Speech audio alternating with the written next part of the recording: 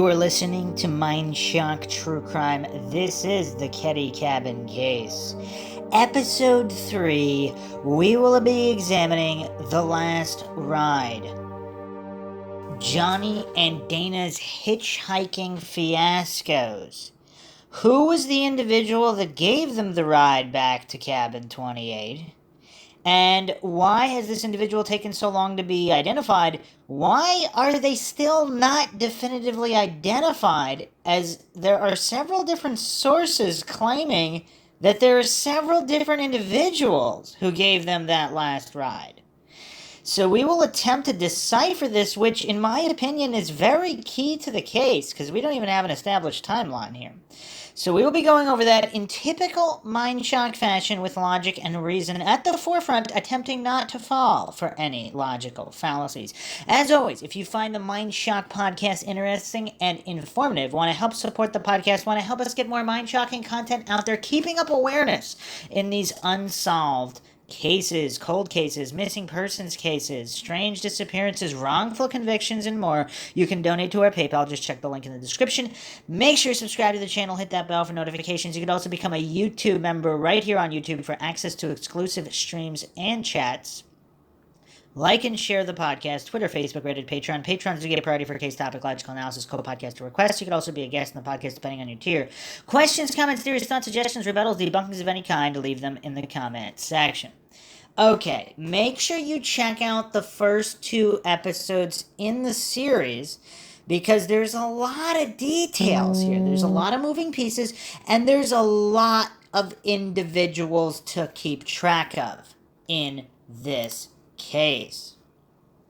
Now, for those that really just want to listen to this podcast and don't want to go back, I'll do a super quick synopsis here. The Keddie Cabin Murders, unsolved quadruple homicide, took place over the night of April 11th to the 12th, 1981, in Keddie, California. Victims were Glenna Susan Sue Sharp, daughter Tina Louise Sharp, son John Stephen Sharp, and John's friend Dana Hall Wingate. The murders took place in house number 28 in the rural Sierra Nevada resort town of Keddie. The bodies of Sue, John, and Dana were found on the morning of April 12th by Sue's 14-year-old daughter, Sheila, who had been sleeping at a friend's house. Sue's 2 younger sons, Rick and Greg, as well as their friend, Justin Smart, were also in the house but were unharmed. Tina was missing from the scene. Tina remained a missing person until April 84, when her skull and several other bones were recovered at Camp 18, California, near Feather Falls in Butte County. Multiple leads and suspects were examined in the intervening years, allegedly, though no charges were filed. Several new leads were announced in the 21st century, including the discovery of a hammer in a pond in 2016, as well as announcements regarding the discovery of new DNA evidence, which pointed to, of course, Justin Smart, the son of Martin Smart, one of the neighbors, and we went over all that in the previous episodes. Some glaring points, and these are huge red flags. Whenever something is out of the ordinary, and then people get killed, you can't just hallucinate that those out of the ordinary instances, things that happened for the first time ever, had no relation to the murder. I mean, this is silly coincidence theorist stuff. We don't do that here on Mindshock. So, the neighbors, the Seabolts, we're talking neighbors, we're talking mere feet. Their houses were mere feet apart. Supposedly none of them heard any of the commotion or screaming, and yet a cabin farther away, several dozen yards or so, they heard the commotion and the screaming. So, make of that what you will. Some people believe the Seabolts might have been involved because of that. Because it would have theoretically been impossible not to hear screaming or fighting or whatever went on, and there's a huge bloody mess of a crime scene, knives possibly being thrown against the wall. I mean, it's just crazy, crazy stuff here. Blood all over the place. So, yeah, a lot of anomalies here. So, one of the biggest ones, of course, is that Tina Sharp was the one who usually spent that night at the Seabolts. And for whatever reason, Sheila went over there and told her that she had to go back home, and Sheila slept at the Seabolts for the first time ever, supposedly. Yeah. Yeah. And then also, supposedly, John did not normally sleep there that night. So he was not expected. And we'll be getting into that as well. And this ride. So this is the other thing that doesn't make any sense. So that morning, they're in town with their friends in Quincy. They're there that morning with at the Meeks residence. Now, then they go back to Keddie and they pick up Johnny and Dana on the way back to Keddie. Then Johnny and Dana, supposedly they do some yard work or whatever. Then they go back to Quincy, and then supposedly there's parties, whatever. There's alleged sightings at various different parties of them. Then all of a sudden they're trying to get back to Keddie. Yeah, I mean, it's hard to keep track of all of this. I mean, there's just so much madness in this case. I mean, it truly is a unique case. So what we're going to do is attempt to examine who exactly gave Johnny and Dana a ride back to the Keddie cabins that night. So we're going to go to Zodiac Killer Hoax 1986 forum, where they have a lot of astute researchers discussing this case, and they bring forth a lot of interesting information and also expose some of the supposedly intentional obfuscation over the individual that gave them the ride. And this woman allegedly that was involved with Dana, who is supposedly quite the womanizer, involved with a lot of high school girls as well as older women to him, women in their early 20s, which that's an older woman to a high school kid. So, yeah, possibly drug connection there as well. So, some posts here by Karis, March 20th, 2018. So, they copy-pasted this statement from another forum. The reason I had difficulty believing the bartender's account of Sue shagging Marty is the mind-blowing other expletive she brought up. She gave John and Dana the ride to Keddie late Saturday night. The reason it's been secret for 35 years is she didn't want to get Kathy B in trouble for her affair with Dana. Yeah. So... yeah. Let's dissect this here. So Dana Hall Wingate was technically a minor. He was 17 years old as of April 1981. So, okay, so here's some more points here. Here are statements made to or about Kathy B. I decided to put them in one place in order to see if I could follow the logic of the statement above. I have trouble understanding how anyone, Kathy, her mother, or the mutual friend, could keep their secret in 1981 with a 12-year-old girl missing. I mean, isn't it kind of important for the police to determine who gave the boys the ride back to the cabin where they're ultimately found dead? I mean, that kind of seems important in an investigation, call me crazy. And people obfuscating who this party was that gave them the ride, that's a red flag as well. Wouldn't they want to investigate the person obfuscating? And there's so many different accounts. Okay, so timeline A, 5:50 p.m. Statement from Pat Doris. John and Dana left foster home after a visit to go to Kathy B for a ride to Keddie. So Dana lives at this foster home in Quincy. Okay, the Ken Shanks report. I talked to Kathleen Beckley. She told me on Saturday, and that might not even be her real name. I guess, yeah, I mean, there's some discussion here that that's not even her name.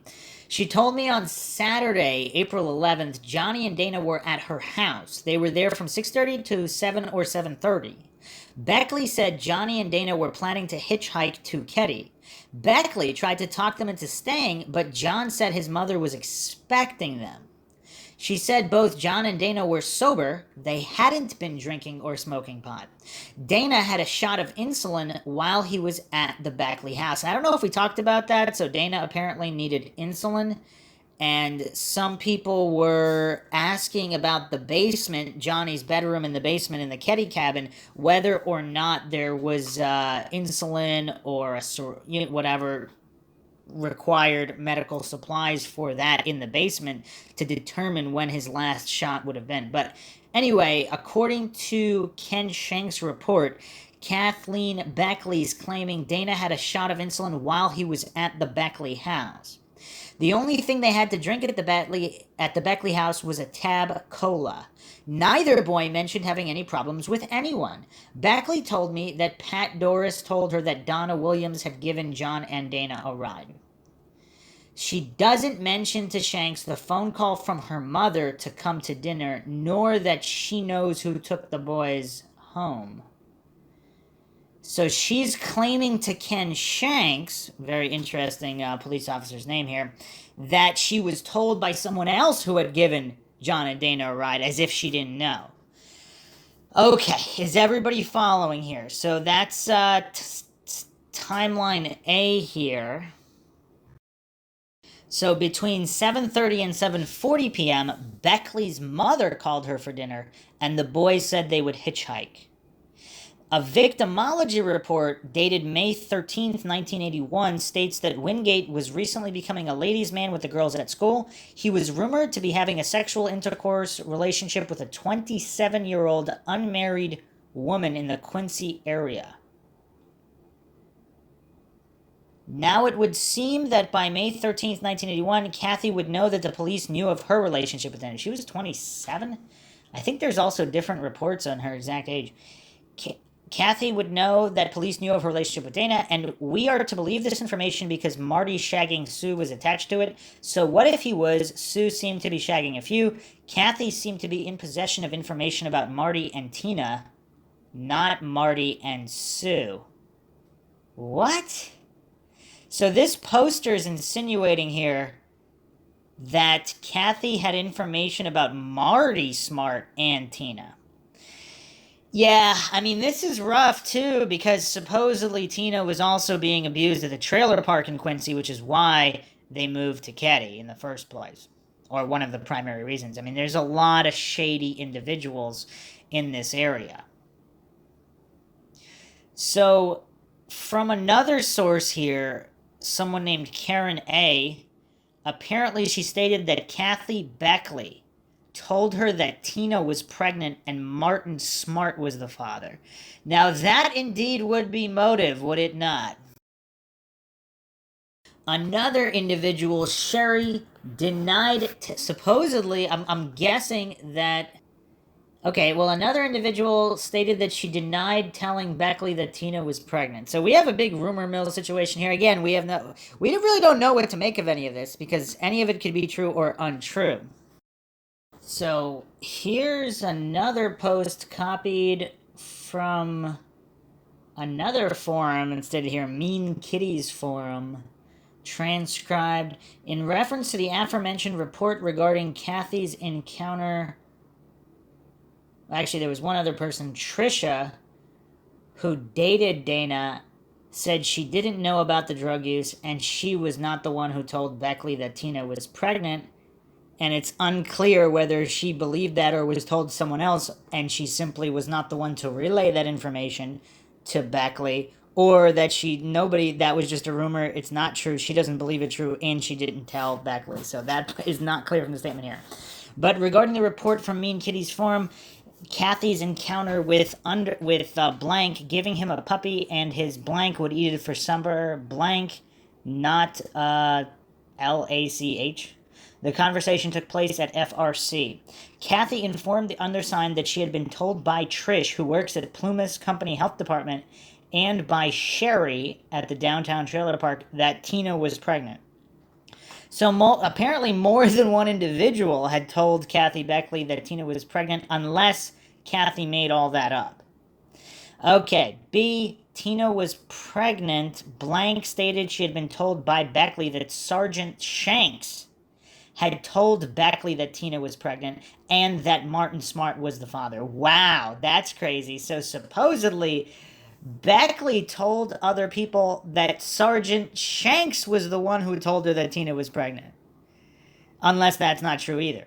C. Space number 6, Downtown Trailer Park, stated Kathy Beckley told her that Tina was pregnant and that Marty was responsible.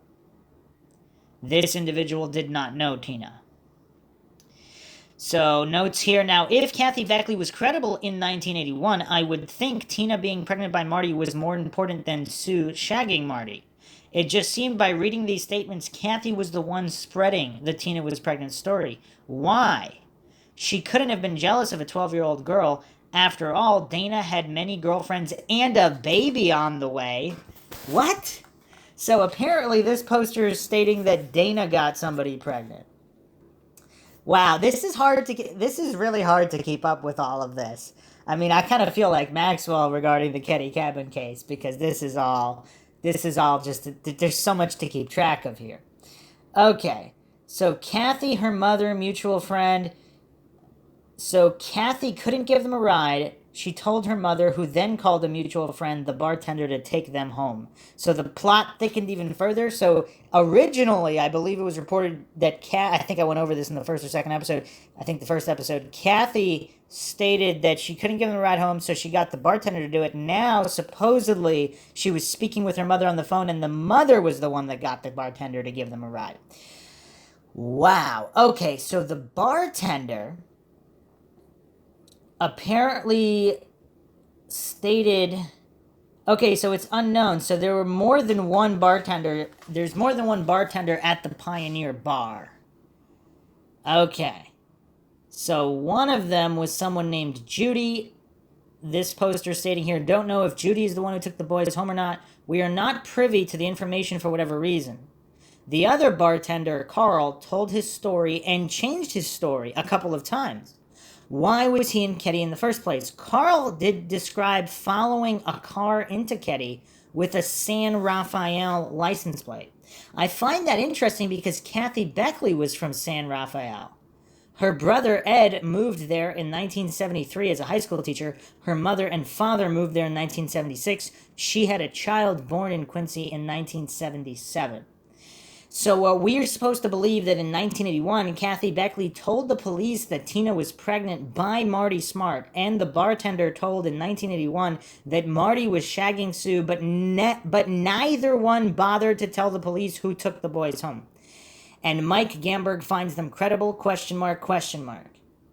Besides the anonymous letter to the school counselor, these are the only two people to link Marty Smart with Sue and Tina. That's an interesting point as well, because if there are steers here and people fabricating situations, that's important to keep track of, because if they intentionally spread rumors to divert attention away from something else, and then all these other people are simply reporting the rumors spread by these one or two individuals, I mean, that's not the same thing as having multiple independent points of reference if all the information came from the same place. An intentional plot to deceive. And there's some serious questions regarding Gamberg. Because supposedly, I mean, the mind shocks don't stop. Supposedly, Gamberg's wife is actually friends with Kathy Beckley here. So, I mean, make of that what you will. Some people are stating they became friends later, but I mean, again, these are all unknowns. And yeah, the Mindshock listeners can make of that what they will. So another response here from the administrator here, Horon. Great work. Here are the problems. 1, X gave the boys a ride to Keddie. Therefore, Martin Smart and John Boubede committed the murders and kidnapped Tina. I don't follow the logic here, unless it's to try and say that they were not murdered by their ride. 2, Y withheld info about Z giving them a ride because Z would have gotten into trouble for sleeping with Dana. How does giving them a ride to Keddie prove that Z was sleeping with Dana? Sue gave them a ride to Quincy, supposedly. Does that mean Sue was sleeping with Dana? I mean, if Z was sleeping with Dana, she wouldn't have to worry about Johnny or Dana saying anything, would she? 3, several other women, some in their 30s, admitted and bragged that they were Dana's girlfriends. None of them were arrested. Maybe if Kathy's involved in some kind of drug business with them or other individuals, and there was a completely other situation, maybe that's the reason. 4, was Sue sleeping with Dana? 5, the thing is, one very, very, very obvious reason so many women were dating Dana is because of his access to drugs. Johnny's own friggin' uncle told police Johnny was using drugs. Johnny's friends said he was stealing drugs and selling drugs. I don't know if this is verified, by the way. Again, these are just posts on a forum. Everybody in town said the murders probably had to do with drugs. Doug Thomas, who was in charge of the case, said it was probably about drugs. Half of the residents of Keddie, including Smart, were dealing drugs. The crime scene sure looks like the people who were responsible were high on some kind of drugs. No one has come up with any other halfway plausible motive. Drugs, drugs, drugs, drugs. But Gamberg and Hagwood keep shrieking, drugs had nothing to do with it. Drugs had nothing to do with it. Drugs had nothing to do with it. That is kind of weird if that's a specific focus of theirs. Were they involved in some kind of drugs as well? 7, all of the rumors about Tina being sexually mature, active, or pregnant. The source? Well, all of these ladies were friends of Dana's. All of the rumors about Dana having sex with every female in Plumas, maybe even Alyssa Sebold. Well, Tina was a fast female in Plumas. Does that prove Dana was having sex with Tina? No, but he might have bragged about it after the supposed phone call from supposedly Nina Meeks to Sue saying that Johnny was bringing Dana home for a sleepover. Tina tells Sheila and Zonita, I have to sleep at home tonight. Funny that. This is all really messed up. I mean, these are all minors. I mean, I don't know what to make of all of this. I mean, again, small town rumors. If this is all rumor and nothing more, I mean, if these people weren't killed, I mean, every town has rumors kind of like that, just crazy, wild rumors that aren't true, and nobody really makes anything of it because nothing. I mean, these people don't end up getting murdered, so. And then eventually, I guess they're kind of exposed as rumors. Obviously, some of them theoretically could be true, but yeah, it's kind of weird. 8. This is Gamberg's and Hagwood's theory. Yeah, all the evidence points to some kind of drug-related thing, but the funny thing is, it turns out that because of some bizarre and incomprehensible statewide conspiracy to cover up for Martin Smart, blaming Sue for breaking up his marriage to Marilyn, so he killed her, her druggy son, her druggy son's druggy friend, her daughter, then, with the massive cooperation of half of the law enforcement personnel in California, rigged the bodies and the crime scene to make it look exactly like a drug-related thing. Then, a couple of days later, he left his wife for good and lived happily ever after. Anyway, and we can prove it, the world's most unreliable secret witness told us 35 years later about a third-hand story that the world's other most reliable witness said she gave the boys a ride to Keddie that night, case closed, and we make Sherlock Holmes look like Inspector Clouseau. Oh, man. Wow. I mean, I don't even know what to say here because, I mean, clearly how do you explain the DOJ organized crime agents flying a helicopter out there at the drop of a hat? I mean, that is kind of tough to explain. That's tough to explain. I mean, yeah, I don't know. I mean, there's definitely some kind of weird conspiracy, but... Okay, further posts here. This has been so unbelievable. 1, yes, Kathy and her mom's mutual friend thought it was more important to tell that Marty was seeing Sue than to tell she took the boys home. Why in the world didn't she just say that they were hitchhiking and she picked them up? 2, if this affair with Dana was supposed to be a big secret, then why did the mutual friend know about it in the first place? So, Kathy Beckley had several opportunities in 1981 that we know of to come clean on how the boys got home, but she did not tell it. Yet, by 2017, we're supposed to find her and the mutual friend credible. Well, their credibility and motive for keeping it a secret has been called into question because they failed to tell the truth in 1981. And make no mistake, if we question this, then there is no way that 28 doesn't. He may be a psychopath, but he's not stupid. I'm assuming this is the Keddie 28 website that we went over the theories in the previous episodes. Okay. Another post by Haran here. I keep losing track of the answer to this, but did anyone back in the day ever say anything about giving the boys a ride from Keddie back to Quincy Saturday afternoon? And that's a great question as well, because supposedly they did yard work, then they went back to Quincy, so they were in Quincy at least 2 times in the same day, allegedly. I mean, no one would have a reason to lie about that, right? I keep harping on that because nobody seems to have confirmed Sheila's story about the boys coming out to Cabin 28 for an hour or two to do yard work, then hitching back to town. Nobody saw pick them up. Nobody saw Sue pick them up. Nobody saw them doing any yard work. Nobody saw them hitching back to Quincy. Nobody picked them up and drove them to Quincy. Her baby daddy and his friends contradicted her story. Okay. Lots of people have lots of reasons for not admitting the drive to Keddie Saturday night, but no one has a reason to hide driving them to Quincy that afternoon. I mean, these are very astute points being brought up here. Chief said Marty Smart, driving someone else's 1957-ish Chevy pickup, drove them to Keddie that night. What? What? The police chief said that Marty Smart, driving someone else's pickup, drove... What? That's not totally implausible, but we have zero idea where Marty was before he and Bo and Marilyn headed out to the bar. But Chief may very well have lied about that after prompting from the Meeks clan. But in order for the Meekses to prompt him to say that, they would have to know about the Chief riding along to Keddie that night. But if they knew from the Chief that Marty had driven the Chief, the boys, and the other 2 men to Keddie that night, then why didn't the Meekses say something about it before the Chief got himself arrested 3 weeks later? And if they made up the whole thing, why wait until Chief got himself arrested on an apparently unrelated charge? What? What is going on here? Where did Marty and Bo suddenly get $20 in cash to blow at the bar that night? So, suppose Chief was more or less telling the truth. Why and how would Marty end up driving around Plumas County in Steve Howard's 1957 Chevy pickup truck, picking up Johnny and Dana and the Chief? Is this the police chief or someone else they're just calling Chief? Why would Marty not tell that part of the story?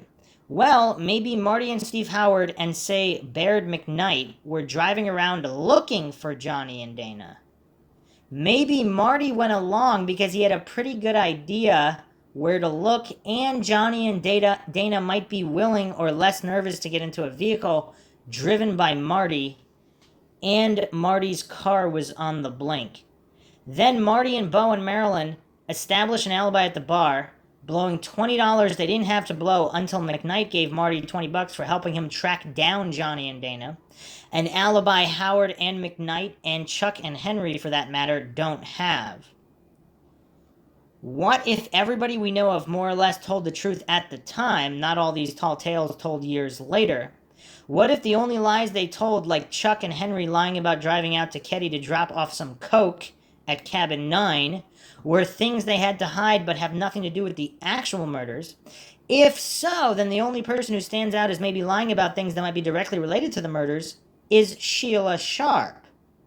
The last person who supposedly saw the victims alive, the person who supposedly discovered the bodies, the one person who maybe could say have benefited from Sue's death, the only person who seems to not have been honest with investigators and was certainly no help at all. If I'm right about Sheila, okay, then why on earth would she lie about Johnny and Dana being at Cabin 28 for a couple of hours Saturday afternoon? Such a lie would not explain any witness statements. Okay, what physical evidence might it explain? Well, how about the clothes Johnny and Dana were wearing? Dead Johnny was wearing Sheila's red gym shorts. There is some confusion about Dana's boots, his bandana, etc. Or maybe it's about that mysterious blue sweatshirt, the one the crime scene experts left where they found it in the bathroom until after Sheila had been taken through the cabin. What I mean is, I'm not asking what it was doing there, I'm asking what was it still doing there. They actually removed the medicine cabinet door, Don't tell me they didn't pick up the blue sweatshirt. I think that very probably they had questions about it and took it back to cabin 28 and left it there for Sheila to see why. Wow, there's a lot of information in that post and a lot of critical questions. So an individual we haven't talked about thus far is McKnight. And so apparently McKnight, there was a Judge McKnight in the area who was supposedly connected to the Reno or San Francisco mob. Supposedly there's a lot of Hell's Angels in the area, and there were also hippies and lowlifes coming to Keddie and Plumas County from the Bay Area. So the administrator Haran here on this forum also mentioned that Judge McKnight was definitely connected to the Stratton family, had owned most of the timberland west of Quincy. In fact, their holdings once bordered Camp 18. I'm 99% sure he was the one who worked with Henry Molath, a mob-connected real estate lawyer in Reno, over the whole let's screw the English family over the Keddie property scam, and that's a whole nother can of worms. So what? Well, not only did Judge McKnight's son look like the second composite sketch, long blonde hair, but two of his high school buddies ended up with murdered sisters, Steve Howard and Gary Molath, both tied up, bludgeoned, and stabbed with no sexual molestation. Funny that, what's also funny is Stratton's step-cousin faked her own death in 1998. Someday I'm going to write to the creators of Twin Peaks and ask them if they've been to Keddie. No kidding. Also, apparently, McKnight was connected to the murder, the murder of Kathy Ann Howard.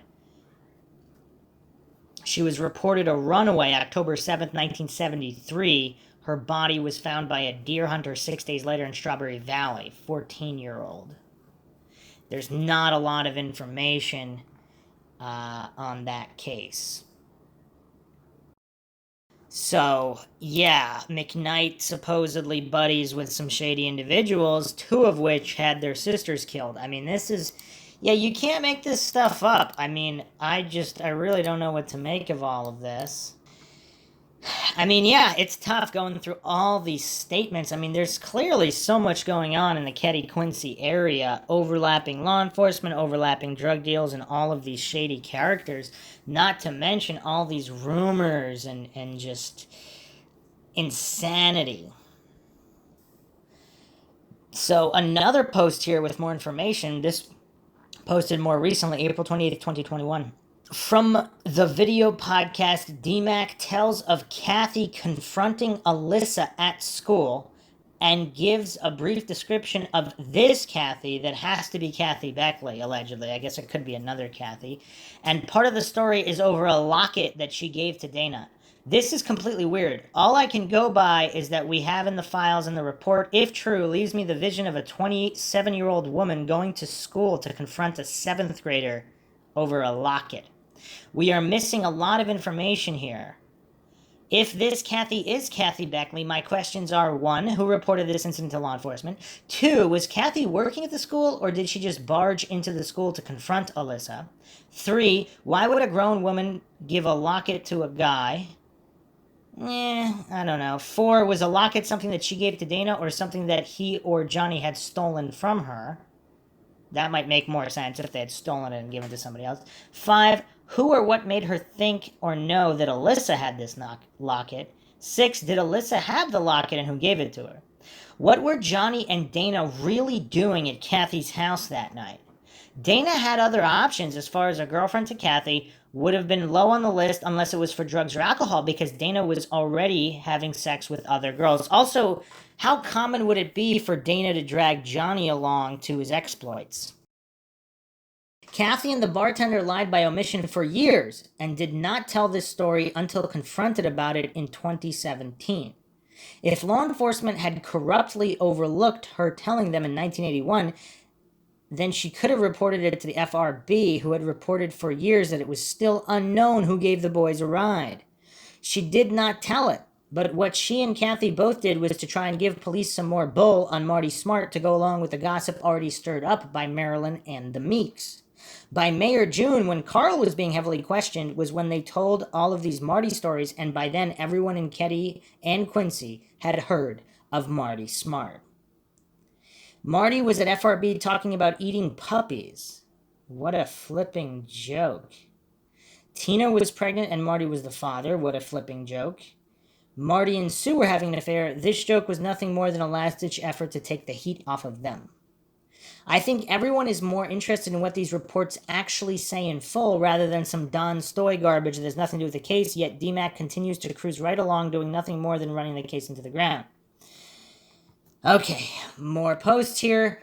All of this, you summed it up perfectly, 1000% agreed. Kathy is one of the biggest liars and rumor spreaders in this case as far as I'm concerned. Let me tell you, I have the most unflattering visualization in my head as well, not a good look. Sounds like an unstable woman, almost 30 years old, going inside the high school to confront a little girl over a 17-year-old boy. I mean, yeah, this is something that even like TV and movie writers might be like, that's not believable. A locket is strange for a woman to give to a boy. Why would a boy want a locket? Either she gave Dana the locket at some point and he gave it to Alyssa, or he did steal the locket because he wanted to give it to Alyssa. Whichever way it happened, it raises some questions. Kathy was so upset, mad, over this locket, she barges into the high school. Sounds so ridiculous to confront Alyssa, but everything was okay between her and Dana. She wasn't mad at him over the locket, whether she gave it to him or stole it, or the fact that he had a new girlfriend. I find that hard to believe. And the bartender didn't tell that she was the one who gave the boys a ride home that night because she didn't want to get Kathy in trouble for sleeping with Dana. Yet, Kathy obviously wasn't too worried about people finding that out since she's in the high school confronting Dana's new girlfriend. And she had no problem telling law enforcement the boys were at her apartment that day. But we're supposed to believe she didn't give the boys a ride home because she didn't want to say that, and the bartender didn't tell because she didn't want Kathy to get into trouble over Dana. Doesn't sound like it was a secret. She might be trying to keep something secret, but doesn't seem like it was sleeping with Dana. Not to mention a 12-year-old girl was missing at this point. Coming forward immediately saying who rode the boys home would have narrowed down the possibilities for law enforcement. And like you said, every single FRB article for years mentioned how it was still unknown who rode the boys home that night, and they chose to keep it quiet. I mean, isn't that also obstruction? Can that be an obstruction of justice charge or interfering with an investigation, intentionally withholding evidence of the last person to see the boys alive? I mean, that's crazy. I don't care who the bartender is. All I know is Kathy confirming her story means nothing to me. Kathy is not reliable and she sounds like one messed up woman. Lots of questions, and yep, without knowing exactly what was said in those records, all we can do is form our own opinion on the info we have heard, and it's not pretty. Someone said, I would assume that if a grown woman showed up to school to pick a fight with a girl, we would have heard about this. I think it would create quite a buzz. Responses here. Yeah, I think that would have caused a buzz as well, and it may have. We just never have heard about it. The person of interest list is huge, and only a handful of statements were ever released to the public. And it seems like it was mostly just items related to Marty and Bo and other people considered suspects by PCSO. Kathy's rarely discussed, just as the older woman sleeping with Dana. This is what DMAC posted on his site. He came across Alyssa's statement, but only posted this snippet. Without the full interview for context, it's hard to say for sure, but based on this, it does sound like she went out of her way to confront the little girl over Dana. At the beginning of part 3 of that podcast, he says Kathy in this report was Kathy Beckley. So this is from My Trip to Keddie 2020 by DMAC, April 23rd, 2021. I've spent an outrageous amount of time on the case since the 11th. Met with Gam and then Greg on the 12th, but my back went out late in the afternoon when I was headed back to what I would call home base for the winter. The pain was hideous. I barely remember the hour drive. I unloaded all my groceries, it appears, and got sideways, but I didn't start coming out of it till around last Friday. No food for 3 days. The cure is almost worse than the disease because once the pain subsides, that I'm so sore from being bedridden and paralyzed with pain that I'm moving around like I just got beaten up. It's baby steps. By Sunday, I only felt like I've been bucked off and stomped on and started working on the story files. I read a file, renamed the file date, author, and main topic highlights, basically a raw digital file. Alyssa Seabolt, Dana, Kathy, Saturday night. The new name of the file means Don Stoy filed a multi-page report on April 28th regarding an interview with Alyssa Seabolt. So Dana's new girlfriend is the neighbor.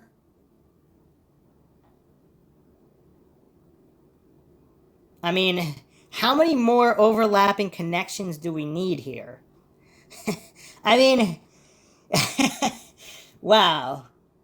I mean, it's just, they just keep on coming, these overlaps.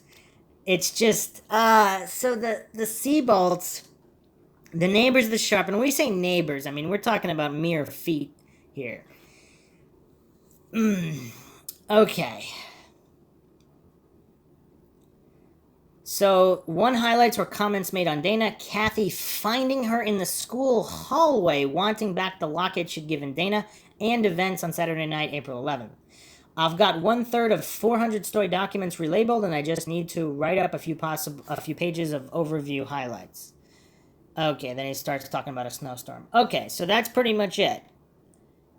Kathy finding Alyssa Seabolt in a school hallway wanting back the locket she'd given Dana. That's interesting.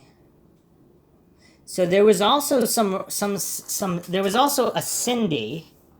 So it's unknown who this is. Is this another student at the high school? But apparently Dana told her he was going out with Alicia Seabolt.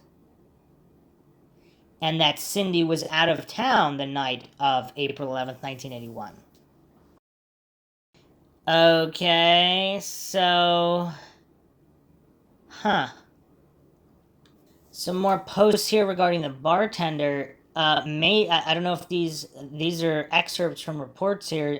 May 10th, 1981. Redacted was contacted by Wright, dispelling what Spang was telling the deputy.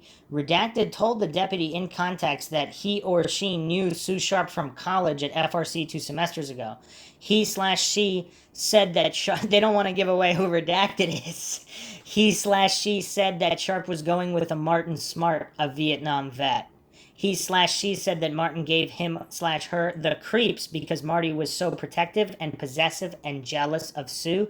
Again, nothing was done to follow up the information.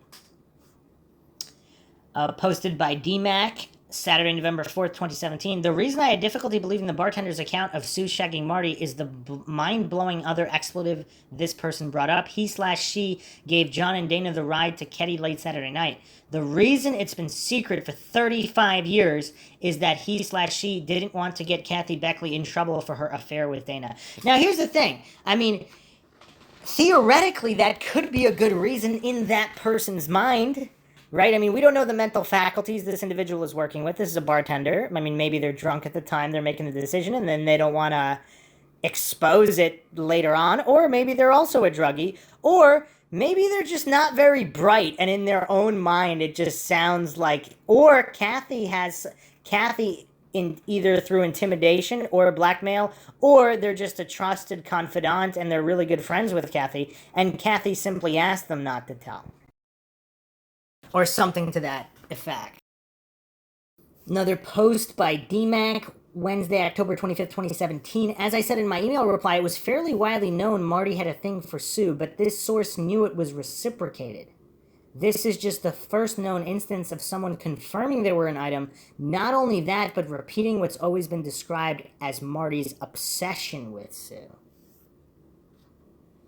Another post by DMAC. I've reread all the data and can confirm this bartender knows Sue and Marty were an item. In November 1980, Loon and Sue and Mike's wife all had the same typing class together. Sue had 2 typing classes and Marty and the bartender were all in the other. What? What? Wait, what? Marty and the bartender were also happened to have a typing class together? And Marilyn Smart, Sue, and Mike Gamberg's wife all have the same typing class. All had the same typing class together. Is it time for me to just end the podcast right now? Because wow, I mean, what the heck is going on? Okay. More posts from DMAC. Mike Gamber's wife. Mike verified the info from the bartender against school records, which is how he found his wife was also in Sue's class. Sue took 2 typing classes not in the same semester. Mike has the full roster of who was in Sue's classes, and in one class, a business course, probably the typing class he didn't recall off the top of his head, was Sue, Marilyn, Mike's wife, and the bartender who gave John and Dana the ride home. And confirmed Sue was having an affair with Marty. So the bartender who, who supposedly gave John and Dana the ride home also had a typing class with Sue, Marilyn, and Mike Gamberg's wife. I mean, I don't know how long I could keep doing this. I mean, yeah. Wow. Okay, more posts from DMAC. It turns out very early on, Steve interviewed the bartender. I don't believe the ride home was mentioned. Kathy clearly wanted that hush-hush, but the bartender did speak of Sue and Marty having an affair. This included how scared the person had been for Sue, as Marty was a weird, squirrely freak of a dude who was insanely jealous of Sue. Let me repeat that again. A weird, squirrely freak of a dude.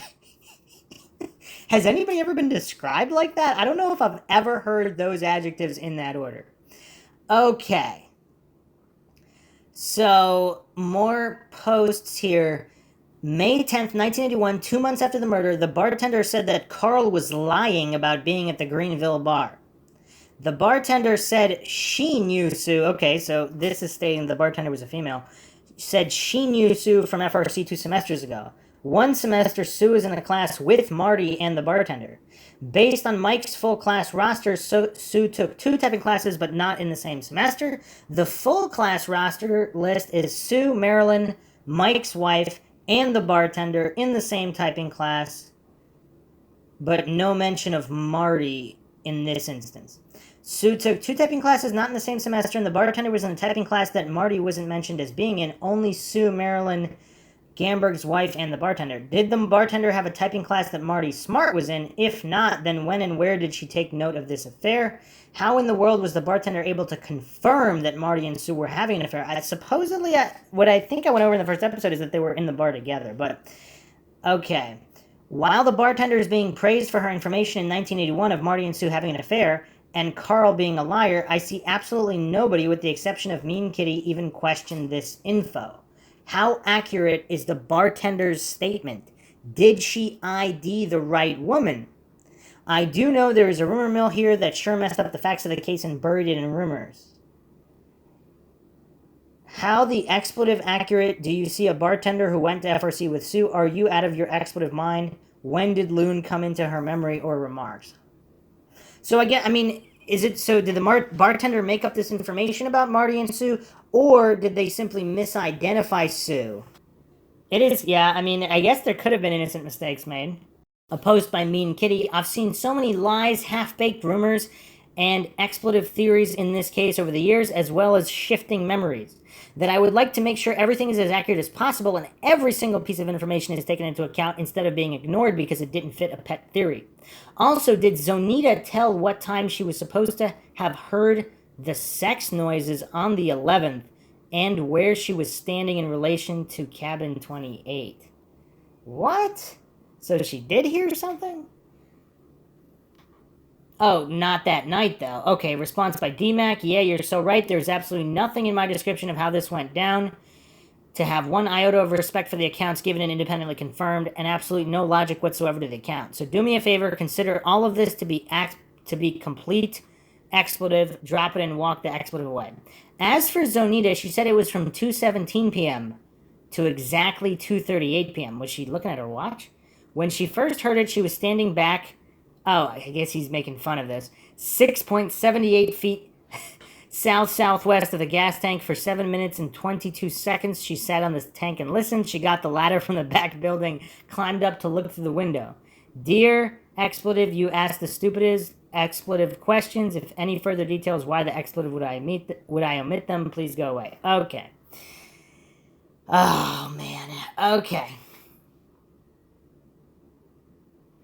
More questions here. How accurate was the bartender's story? Did she really know Sue or Marilyn, or Marty know it well enough to know if she was confusing Sue and Marilyn? Or was she intentionally lying? How in the world could she be praised for her 1981 assumption / story that Marty was seeing Sue, or that Carl was a liar since she didn't give the law enforcement the answer that she knew in 1981 to one of the biggest questions they were asking, that she took the boys home? She lied by omission in 1981, and then she lied again in 2017 when she said she didn't want to get Kathy into trouble for seeing Dana.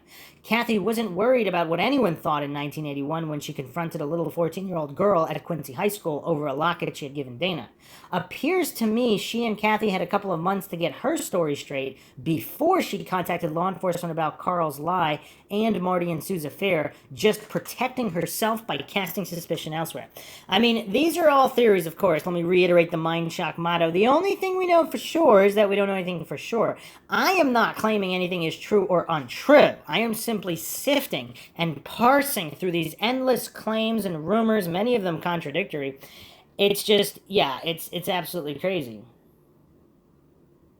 Another post here. It has been said that the police should have known who took the boys home in 1981, and DMAC seems to have known by 2010 that law enforcement knew who took them home, so why did it take Mike 7 more years to find out? Must have been buried as deep as the 911 tape and the love letter. Here's the thing, though. Did police truly verify who took them home, or did they just take their word for it when it really wasn't that individual? Because how would you verify that with 100% certainty? Another post here. Things aren't right there. There is more to that story, something they still aren't telling. The only reason Beckley and the bartender story was so well received is because it ended any speculation about a bad ride home, and because claiming Sue and Marty were having an affair added motive which was non-existent before. Everyone else involved in this case had their statements and stories ripped apart, and the worst thought of them because of any inconsistencies. So why does Beckley get a pass?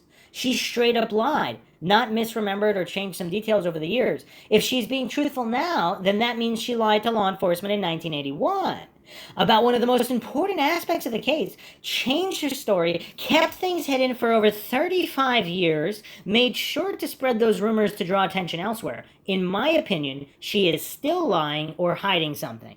So why did she lie? It wasn't because of her affair with Dana. What was or is she really hiding? And why was Dana really hooking up with her? He had plenty of other girls to hook up with. Was he hooking up with her for drugs or alcohol since she was older? Perhaps money. Was her brother or family wealthy back then, or did that come later? Drugs would be a reason to lie. Except she had no problem telling law enforcement the boys were at her apartment that night. It was just the ride she didn't want law enforcement to find out about. What would be the reason for that? I can think of a couple, none of them looking good for Beckley. This is just my speculation and opinion, but at best she lied because it did have something to do with drugs. She knew where the boys were going between leaving her apartment and getting that ride home hours later. She could have set up the boys meeting someone and didn't want law enforcement to know that. At worst, she just set the boys up. Was she mad or jealous of Dana's other girlfriends, tired of being used by Dana, or realized that's what he was doing? She cared enough to get to the freaking high school to confront his new girlfriend, but everything was a-okay between her and Dana, no hard feelings on her part, question mark? I find that hard to believe. She got the boys to come to her apartment, promising them a ride to Keddie, only to tell them she didn't have gas, tried to talk them into staying. Dana didn't believe her. I mean, let me just jump in here playing Angel's Advocate. Is it possible Kathy Beckley knew about a potential drug dealer or just some criminal individuals that were looking to harm Dana and or Johnny, and she wanted to protect them by keeping them at her apartment because those people knew where they lived at Keddie or where Dana lived at the foster home or whatever, and she was really trying to protect them, but something went wrong and she couldn't? Or they just wouldn't listen. And that's why she couldn't reveal who that other individual was, because she would be afraid for her own life and the life of her family members. I'm just throwing that out there as another possible theory why she didn't want to reveal the intermediary step or individuals involved, because she truly believes they did harm them. if she was the good guy. I'm just, again, just going through different possibilities. So she tried to talk them into staying. Dana didn't believe her. So DMAC posted this August 29, 2020. Kathy Beckley was re-interviewed July 15th. Now she says she couldn't give them a ride because she was out of gas, and Dana even checked the gauge to prove she wasn't lying. What? She was, it never happened. Dana mentioned that Pat Doris had given him money so he could take John out for a burger, which it appears they hadn't yet done. So she gave them a tab. Cola. What? Okay, so he probably brought up the burger money offering to buy gas with it instead, but she didn't want them to leave. She either told them the lie about going to her mom's for dinner, or she just made that up to law enforcement to distance herself and that ride. Johnny said he had to get home to his mom. She was expecting him home.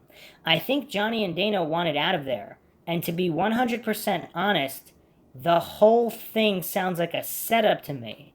She lured them there with a lie and then tried to make them stay. Was she keeping them there, waiting for someone else to come over? This is dark stuff. Fancy sedan with San Rafael plates. Her family from San Rafael. When the boys wouldn't stay, she had to change things up, call someone else to give them a ride.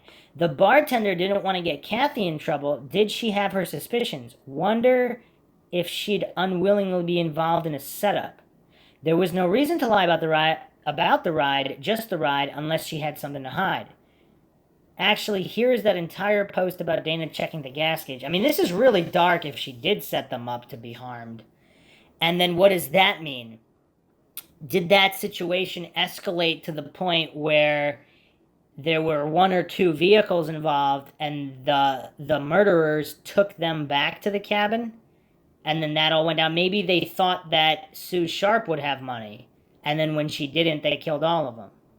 I mean, this is really, these are really dark theories here. So DMAC posted this August 29, 2020. Kathy Beckley re-interviewed July 15th. Now she says she couldn't give them the ride as she was out of gas, and Dana even checked the gauge to prove she wasn't lying. She was. It never happened. Dana mentioned Pat Doris had given him money so he could take John out for a burger, which it appears they hadn't done yet, so she gave them a tab.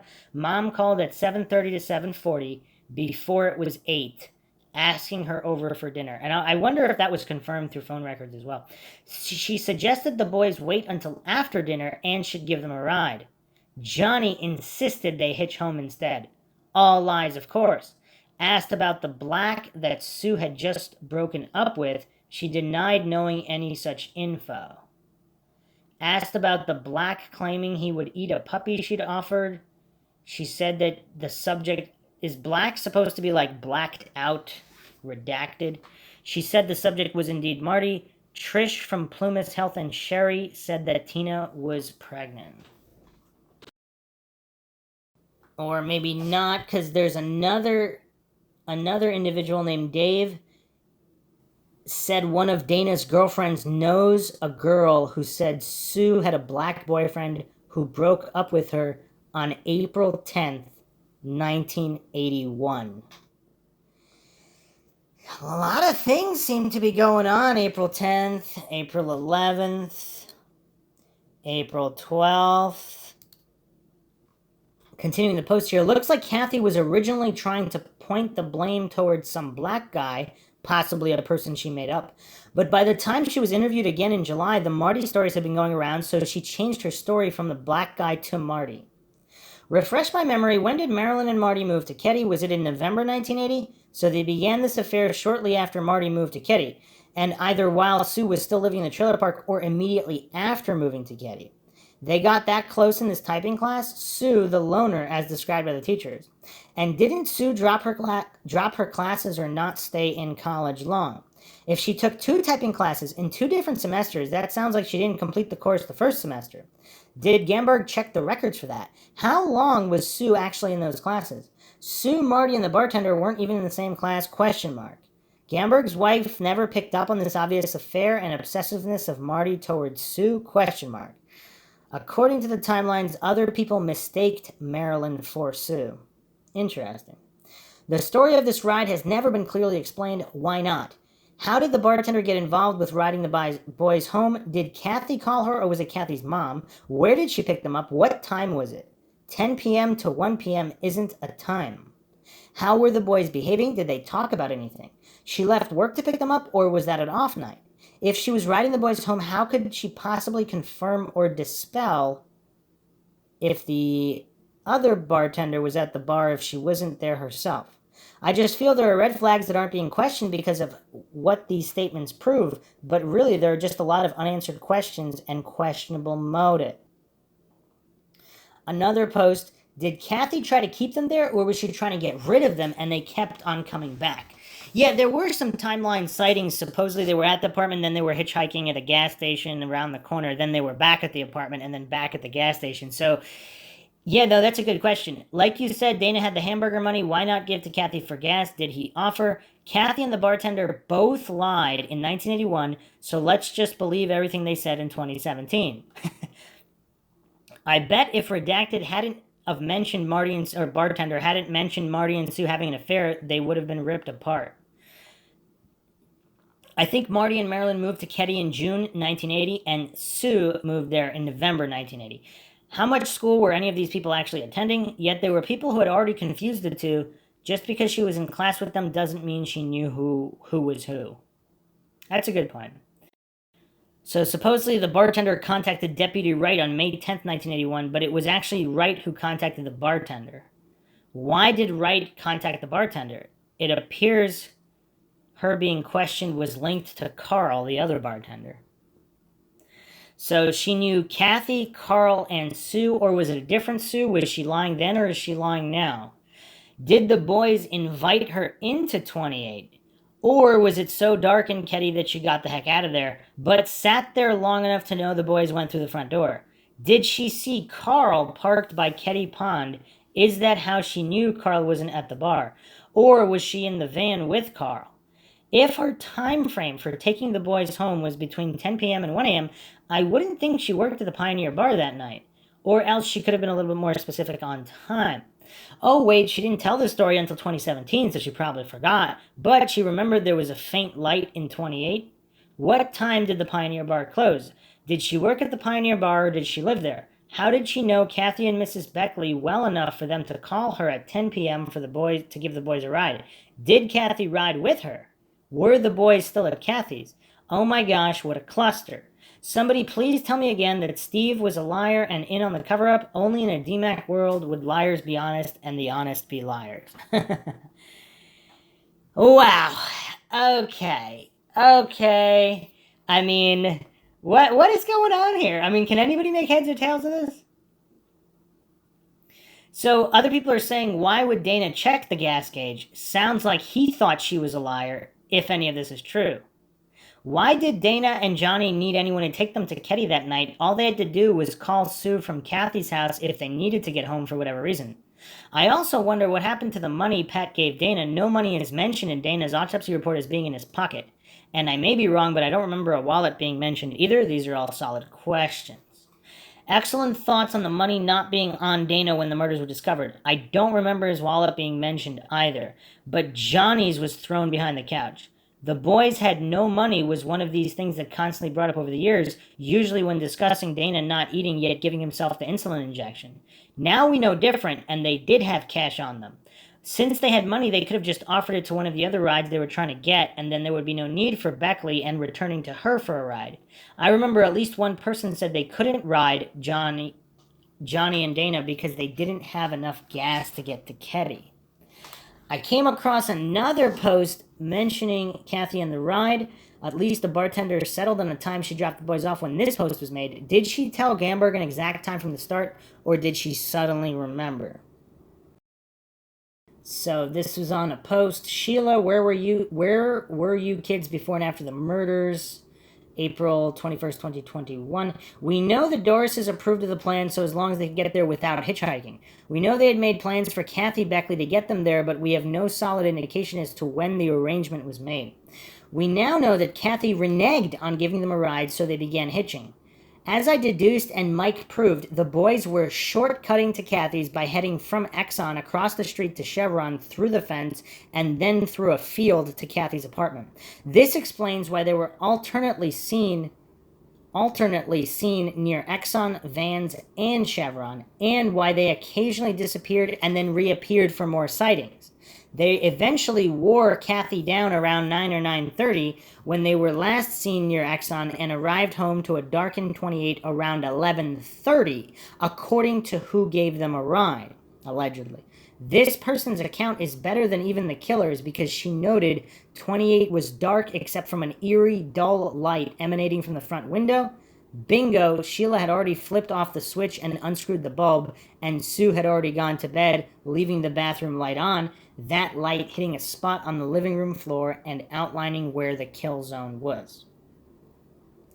According to Kathy's old statements, the boys left her apartment sometime around 7:30 p.m. In one of her statements, she told Johnny and Dana to wait until after she ate dinner with her mom and then they can get a ride home. But she had no gas, right? So how would she ride them home unless Dana was offering up their burger money for gas? How did it go from Kathy riding them home to the bartender? At some point, we heard that Kathy's mom called the bartender to arrange a ride, but what? That's weird. She was younger than Kathy. What type of relationship could she have with Kathy's mom? So the bartender was younger than 27. Just more lies. So they left Kathy's at 7:30 p.m., yet kept coming back over and over again until Kathy finally relented and found them a ride. How nice of her. They kept going back even after Dana confirmed her tank was on empty. Can't say I believe that line either. It just adds to the ridiculousness of her story. Did Kathy tell Gamberg that the boys kept coming back asking her for that ride? She said okay at 9:30, or is that another DMAX says so, so it's true? I think the only boys would have went back there is if Kathy told them a specific time to return. I still 100% believe they were just using her for a ride or something else and wanted out of there as soon as they found out she had no intention of riding them to Keddie. Back to what I was trying to get at. So they leave her place at 7:30 p.m., return several times, still asking for a ride. 9 to 9:30 p.m., they finally wore Kathy down, but the bartender doesn't ride them until 11:30 p.m. Still no mention of where bartender picked them up. They weren't just waiting at Kathy's because there are sightings of them from 9:30 to 10:30 p.m. They were with Steve at that point. In his final account to law enforcement, he claimed that he, Johnny, and Dana drove for about an hour and a half. During that time, they left Kathy's, and the bartender rode them home. Steve told Richard he drove Johnny and Dana to Gasner Park and then back to Exxon. Why didn't Steve just ride them to Keddie if they did all that riding around, unless they were waiting on Kathy for something more than a ride? Steve, Johnny, and Dana were all apparently at the parties on Lee Road. Maybe that's why Steve claimed they drove around all that time. Basically, there are enough entries of the boys being somewhere else rather than repeatedly cutting through a field, returning to Beckley's begging for a ride that she already reneged on. Did she take the ride to drop them off? Why not? Fatal attraction she had going on with Dana and all. Oh, and most important, the bartender mentioned outside of 28 was dark because Sheila had already unscrewed the light bulb and just the bathroom light was illuminating the kill zone, just like D-Mac said. Bingo. This comes down to who cares that Kathy lied? Nothing to see here. She's not hiding anything, and that's why she lied for 35 years. It was dark and the bathroom light was on. Case closed.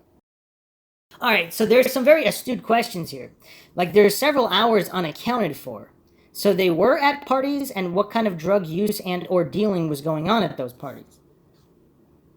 And why did they need to go back to Kathy's? More questions here. So were they really driving around or at those parties on Lee Road? If he dropped them off at the Exxon, did they return to Kathy's or did the bartender pick them up there? People did see them hitchhiking after 8:45 to 9:30 p.m. Why continue to try and hitchhike up until 10:30 p.m. if they really had a ride lined up with the bartender by Kathy? Why didn't Steve just ride them home if they were just driving around?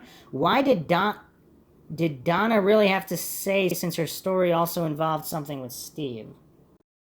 So Steve's report, Martin Smart sells hash, gave conflicting stories. Final story, he, John, and Dana rode around between 8 and 9:45 and he dropped them off at the Exxon.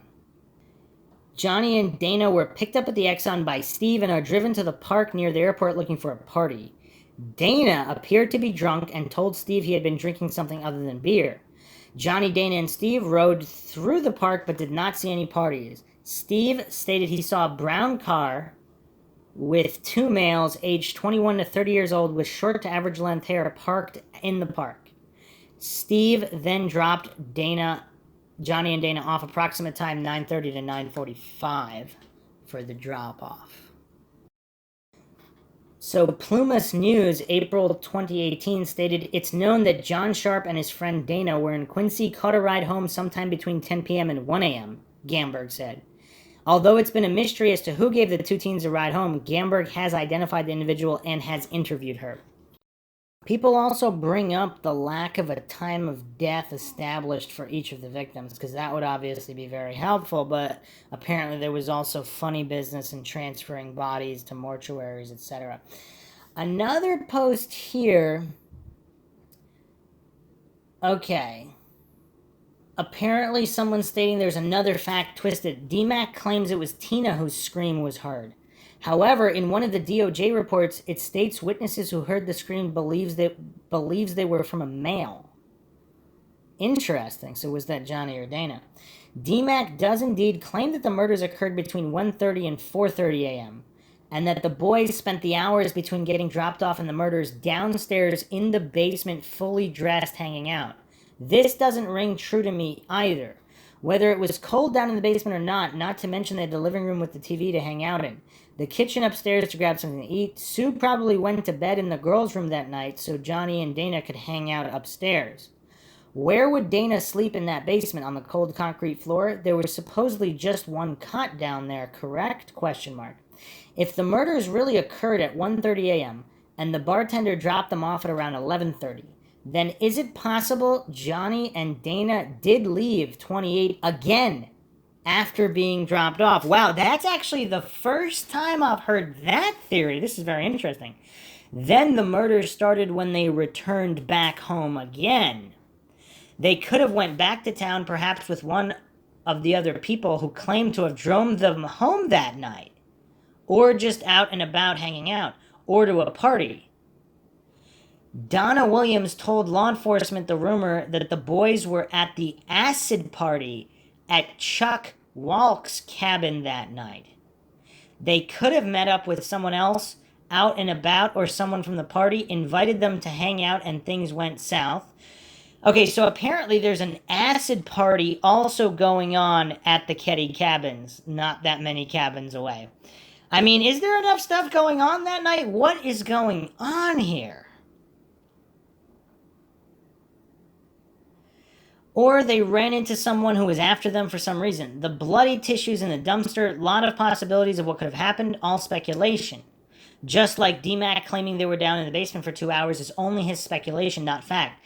It just seems more likely that the boys were not home for very long when the murders happened and they didn't have time to react or defend themselves. This is all especially possible if the scream was heard at 1:15 a.m. really was from a male. That's pretty interesting. So if we believe the bartender's account that they were dropped off at 11:30ish, but the scream was at 1:15 a.m. That's a window. That's a window of time. But on the other hand, I think it's possible the murders happened earlier. We have never really seen reports discussing estimated time of death, but I would bet money that they exist. In initial newspaper articles, PCSO said the murders occurred between 11 p.m. and 8 a.m., the time the bodies were discovered. I mean, wow. Then they changed this time to between 11 p.m. and 2 a.m. There must have been a reason for them to say this. Most likely, the pathologist determined 11 to 2 to be the estimated time of death. We know Sue was mobile at some point during the attack. She had blood on her feet from walking through someone's blood. She had defensive wounds, unlike the boys. The evidence makes it more likely that she walked out of the bedroom after the boys had been attacked. If the witnesses were mistaken, I would say she is the one who screamed and was then gagged. Or didn't scream until she was already gagged, likely during the attack, and I suppose muffled screams from a gagged woman could be mistaken as screams from a male. I would also bet money if this report is around, it will never see the light of day. It would be indisputable proof that the murders occurred while MMB were at the bar if it did say 11 p.m. to 2 a.m. It's easier to keep up with the story that the murders occurred between 1:30 and 4:30, a time determined by an unqualified person, because it makes their theory slightly possible. That doesn't change the fact that it's based on opinion and not evidence, forensic testing, or expert testimony from a qualified person. Wow, that is interesting. So if Marty, Marilyn, and Bo were at the bar during the hours that the murders were taking place, I mean, wow. Unless they also knew the killers and they set that up on purpose, but let's not go down that rabbit hole right now. Unfortunately, it's impossible to know what the truth is without knowing what these reports say. I know I'm preaching to the choir and we all feel the exact same way, and I'm sorry, but this case is super frustrating. Even if these reports do not exist, the testing wasn't performed, or the documentation not clear enough, a lot of these questions could still be answered using today's technology. 1981 PCSO is accused of being corrupt, purposely performing a poor investigation, and even worse, law enforcement at the time didn't have a fraction of the forensics and resources that are available today. In other cold cases, the advances in DNA and forensics are discussed by investigators describing how they were finally able to solve cases after 20, 30, 40 plus years. You hear absolutely nothing like that in regards to Keddie. It's all speculation, rumor, opinion, hearsay, possibilities, circumstantial evidence, etc. I truly do not understand why this case is so different from other cold cases we hear about being solved every day. Other posters, yes, there's got to be an estimated time of death, we just haven't seen it. I'm not convinced the 1:15 a.m. scream was related to the murders. Too many people in and out of the bar, and people still moving around Keddie in the early morning hours. I mean, that's a good point, too, especially if there's an acid party not far away and just random people roaming about. Yeah, that's an interesting point, but if the scream's enough to wake somebody up, I mean, yeah, I don't know. I do not believe the boys were staying in the basement that night, as it was cold, according to the FRB weather report. I posted that report years ago on Mini's forum. Okay. Also, someone posted this. Johnny and Dana's autopsy showed they hadn't eaten for some time. Adds to the likelihood they had not been home for very long before the murders occurred. Chances are they would have grabbed something to eat while at 28, but they didn't. Interesting point as well. So, yeah, I mean, so many questions regarding this last ride, possibly more than one ride, and the added possibility that depending on time of death, it's theoretically possible that on a busy Saturday night, a lot of parties going on, an acid party in that same area.